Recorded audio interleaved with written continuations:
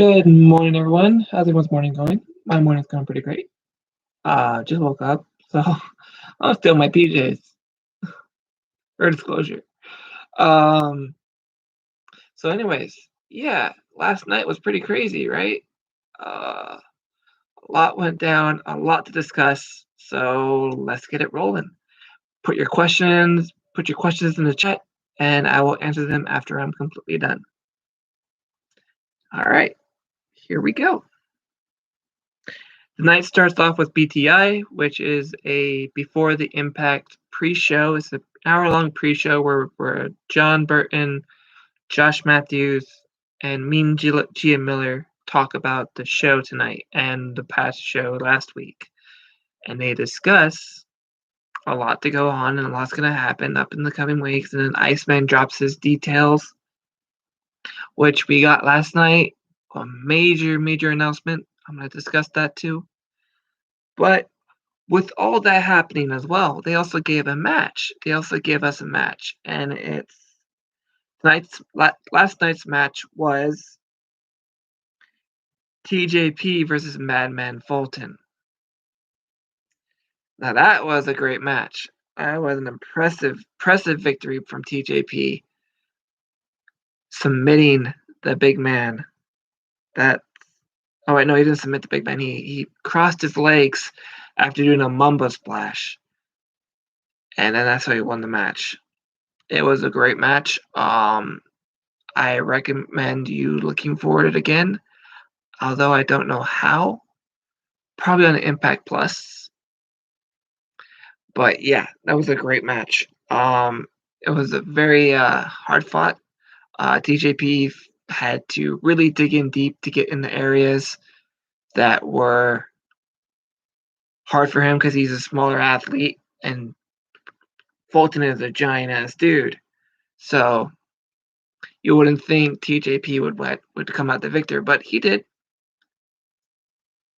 And it was a great match. First match of the actual show, Impact. Tasha Steele versus Jazz. Now this was, I wouldn't say this was a fun match. It was a somewhat hit and miss kind of match. It was very slow, very unfast paced, but it was a good match. Just not too much flashy moves or dives in there or good things to talk about. It was a very short match.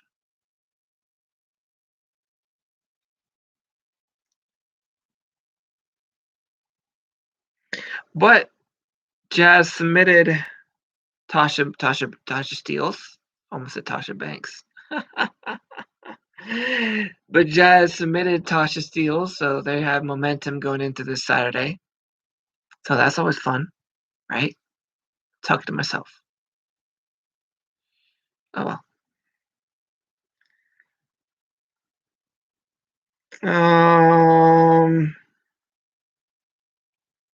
After that, we head back to Mean Gia Miller, and she has ODB with her. ODB talks about her match this Saturday, and then Susan comes interrupts and says, "I want a match with you. You did something to me. It was unkind, unjust, and you need to pay for it. And don't worry, I will be coming alone." So here's ODB talking to Mean Gilmer and saying how great it is to be back, how great it is to finally be home, and then talk about the match that she wants to have with Deonna Purrazzo this Saturday. And then here comes Susan, interrupts all that, and challenges her to a match. I don't know why my screen keeps going like that.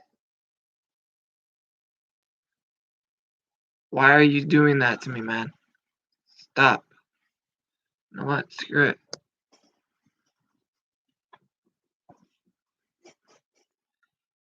None of that noise. Fine. We'll do it this way for then. So anyways, yeah. So that's going on. And then we go, Trey Miguel in the back was worried about Sam Beal. because he couldn't find him anywhere.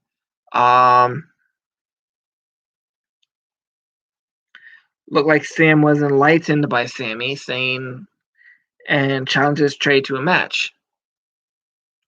Okay then.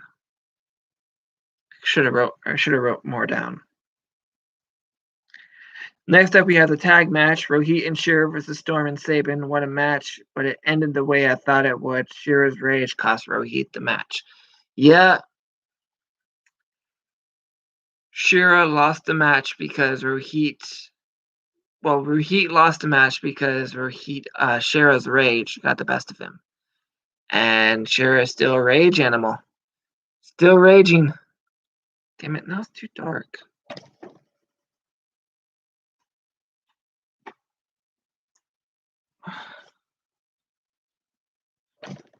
Ow.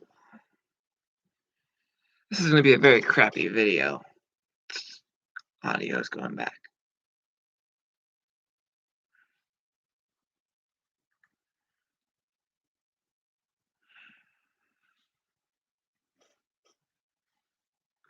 Anyways, after a short altercation with Decay and Triple XL, Reno Scum looked like a match as. Oh yeah, wait. So that was that match, and then we go backstage with Triple XL and Reno Scum discussing how they were basically who was the weaker side of the team that lost to Finn Juice and Good Brothers last week. And then Decay comes in and tries to start things with Triple XL. But AC's like, no, hey, Larry, let's go. We can deal with these guys later. Let's go. Like, he's scared of Rosemary, which he probably is. But he's just too machismo to think of it. Say it out loud. Anyways, but then after that, Reno Scum, and then Decay is looking for a sacrifice match because they don't have a match of sacrifice. And Reno Scum was like, you know what? We're available. Let's go. Reno Scum versus Decay this Saturday with Rosemary at ringside. So that was fun. After a short altercation with Decay, VBD business. They're talking sense into Cody Deaner, saying about disease and family and all this nonsense. And I'm like, I don't understand half the things they say. I don't understand half the things they say. It's ridiculous. It's not right. It's crazy. Nonetheless, Storm and Sabin interrupt their business and it ends in a violent brawl. And it looks like they have a match of sacrifice, where it's going to be Joe Doring and Deaner, or is it? Yeah, Deaner with Eric Young ringside versus Storm and Sabin with Jake something ringside. So yeah, some backstage developments with Myers. So Scott's in his desk going through paperwork. Apparently, it's case files, and he's reading through them, slopping them over, just not even paying attention to them. Just slop. Myers comes in, he's like, "Oh, look, you got the case files, you got the case work." He's like, "Oh, you brought these in?" And an unsafe worker, but work because now they have a match of sacrifice called a no holds hold arms. I don't know. 1 second, I have to find out what that is again.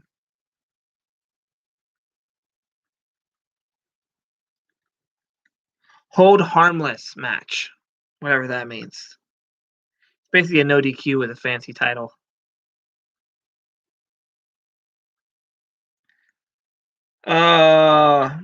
Which can be basically called a no holds barred match. Basically. Next up we got Trey Miguel versus his own student, Sam Beal. And that was disappointing. That was a very, very fast match. Trey submitted Sam Beal And apparently Sammy felt the same way because Sammy just pile drove Sam Beal. Yep. As a consolation prize, Sammy just pile drove Sam in front of Trey Miguel, and Trey Miguel didn't even care. Lack of passion. Not even passion for his own students. How dare he?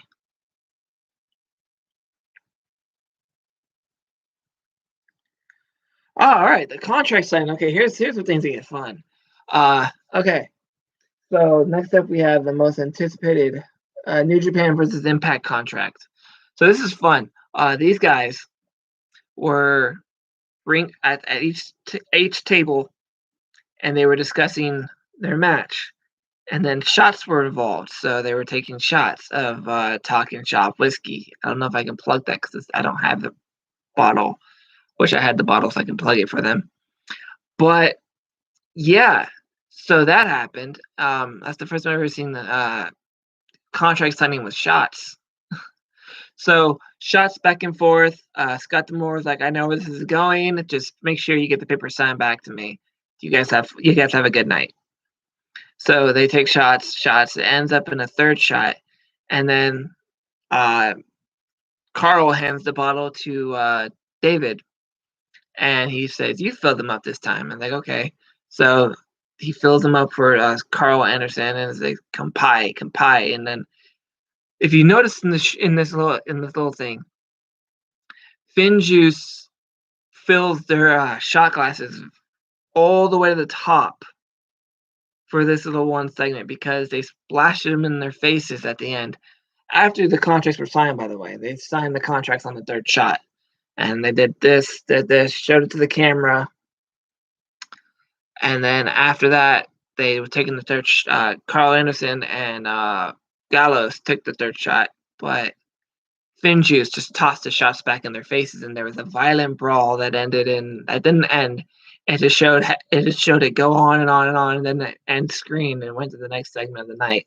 So they were probably brawling all over that night, all over that office, and we didn't even get to see any of it. Fun stuff.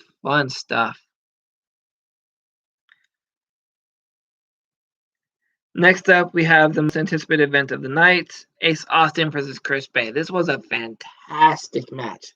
If you can pick one match to watch tonight or look back on, it's this match. This match was fucking nuts. It's great. It was innovative. It was crazy. I was a metaphorically chained Fulton at ringside. Ace Austin gave him a chair and a spot to make him stay there. Don't interfere with this match. I got this. I need to do this on my own. It was a great match. It was kind of, but Ace didn't win.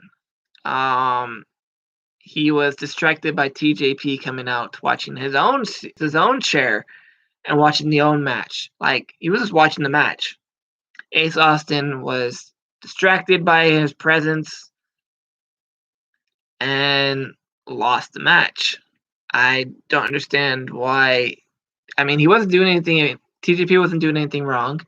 He was out there watching the match, doing nothing. But Ace Austin was distracted by it. And for that, Chris Bay won the match.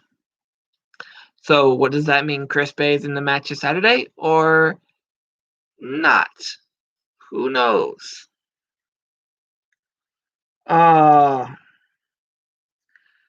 Another backstage segment with Bro Heat talking to Shira, saying, "What's wrong with you? Why are you this way? Why did you cost me the match? You cost me the match. You cost us the match." So Shira responds with grabbing him, holding him up to the wall, and nearly choking the life out of him, saying, I don't owe you anything. Leave me alone," basically. "I don't owe you a damn thing." And he just slams him off the wall and makes him land on his butt again. It was great. Shira is a rage beast. It's going to cost him a big time soon. Big time. Next up is ODB versus Susan. This match was not good at all. I don't understand half the things Susan does. But right now, her ring ethic is different compared to Susie and Su Young. So she's just basically a office person.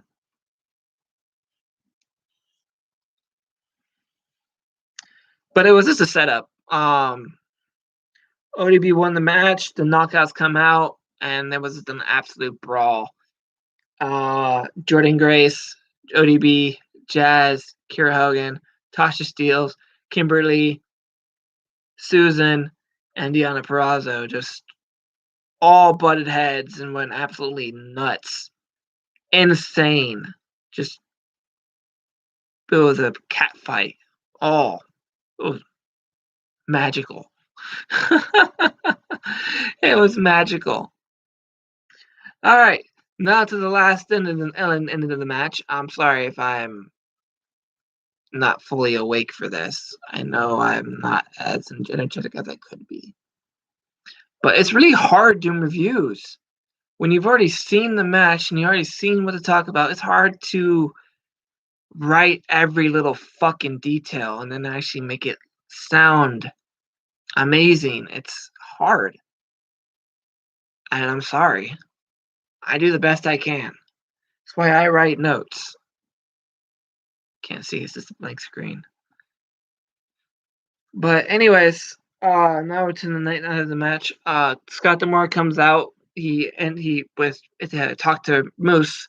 Moose is already talking his head off about he's the real world champion and he'll find out that on a Saturday and And then he's like, okay, Moose, but I want Rich Swann for this as well.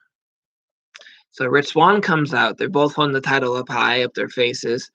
And he's like, so you've gone on a year for this now about carrying this prop that we held in the shed that you got back and you decided it was a world title. So we made it an official title belt, but now I don't like you walking around here claiming you are something you are not when you haven't earned that title yet. So he says we're unifying the titles.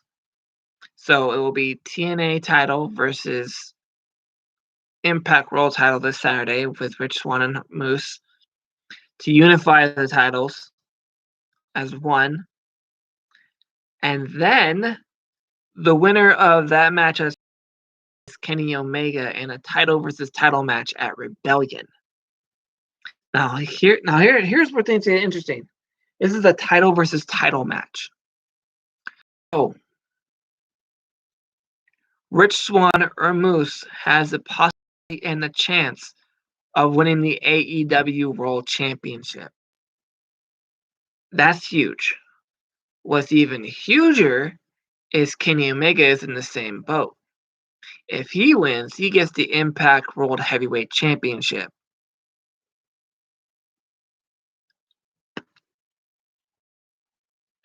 Craziness, absolutely craziness. Well, anyways, that's the end of my video. Thank you for watching. I will be doing another video Friday or Saturday to discuss Sacrifice, and you can catch me there. Till then, I am taking a break. I am resting my eyes, and I'm just gonna chill. My head's pounding right now. But anyways, that's the end of my video. Thank you for watching, and I'll see you Friday or Saturday, depending on what day.